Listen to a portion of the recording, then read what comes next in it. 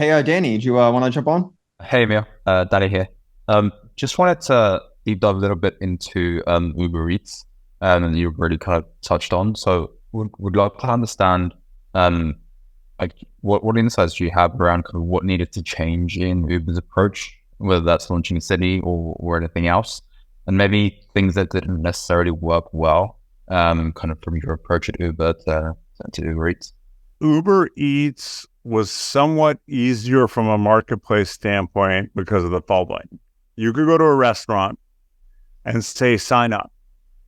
And they didn't necessarily care that you had one or 10 orders that month because signing up cost them nothing, right? It's like, here's a free iPad, put it on your wall. If an order comes through, fulfill it. If it doesn't, no problem. You got an iPad that just sits there. So we could build up the supply side and then before we marketed to the demand side. So we're always having to balance. And because humans want to see variety, we're like, let's focus on getting variety. Then we can spend our money on marketing, and people open the app and go, holy cow, there's a lot of options here. So that was sort of one key difference. One key thing we were wrong about was that we thought drivers who transported people would also want to transport food. And that would be the synergy. We're like, remember I talked about this sort of network of nodes around the city? That thesis was wrong. Turns out people who want to deliver food are much less social. They don't want to talk to people in the back seats. They kind of want to drive, pick up, drop off.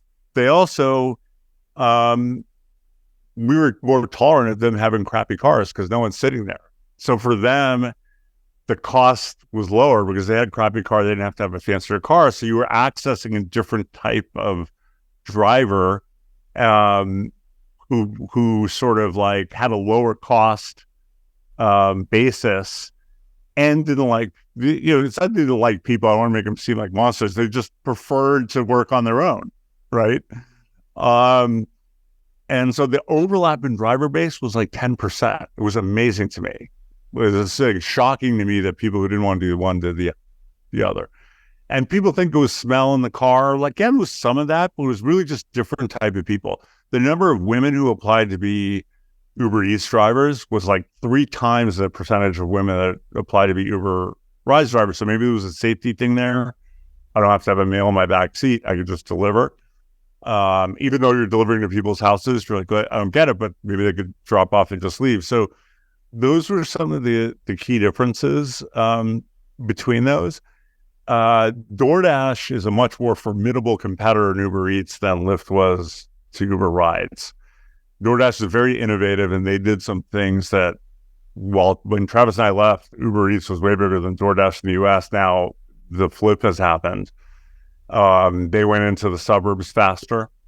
They had a much more ingenious way of creating variety on their market. So they would sign up a restaurant without the restaurant even knowing. They go on their website, download the menu, put it on DoorDash. Someone would order it. They'd have a DoorDash person call a restaurant, order the stuff, pay retail for it. And so they had variety like day one. They opened a city in like one day. And then at the end of the month, some sales guy would go to a restaurant and say, hey, we delivered you, $1,000 this month. Don't you want to sign up? And they're like, yeah, I guess so. So they would call it over the top. So they did like very ingenious things like that Dora and the team after me didn't do. So, those are some lessons from the differences between those businesses.